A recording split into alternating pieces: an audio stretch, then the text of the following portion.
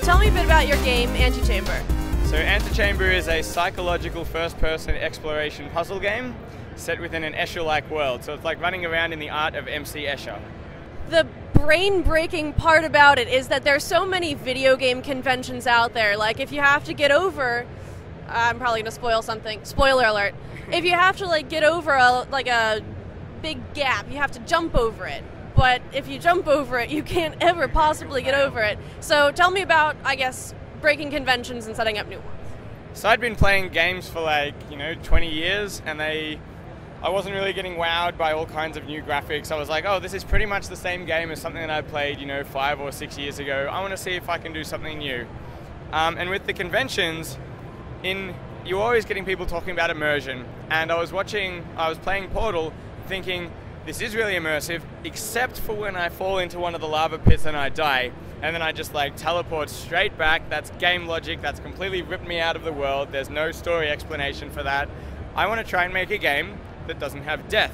And while I'm at it, I'm going to do the same thing to menus, because just having a menu pop up totally breaks all of the immersion. I'm not happy with that, so I'll get rid of menus as well. And when you get rid of death and menus, and then you try and make a game, it becomes quite a design challenge to have to do that. So a lot of this game development was me just trying to work out how to make interesting puzzles and choices, take concepts like non-Euclidean space, a non-physical geometry system, and work out how to use them.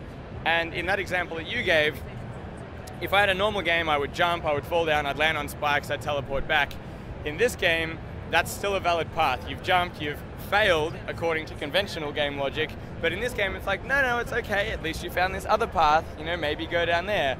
And then the world will wrap you back later, help you a little bit more along, and you'll be like, right, now I know what to do here. What made you want to break more spatial game conventions and not, say, like a first-person shooter game convention or something? Like, this seems to draw some influence from Portal, as you said, like kind of a reaction to Portal. Why did you react to that type of game? Well, I actually started making this quite a long time before Portal was made, with prototypes, I was making a dynamic geometry system that could do all kinds of crazy things, because again, we had people exploring physics and how our world works. I wanted to create my own geometry system with its own set of rules, and I did the same thing with space. I was just messing around with space, and I kind of messed up a few times, but the results were interesting, more interesting than what I was trying to do, so I continued exploring down those paths. And then when I started putting them together and then getting rid of death and menus and stuff, I kind of ended up with this.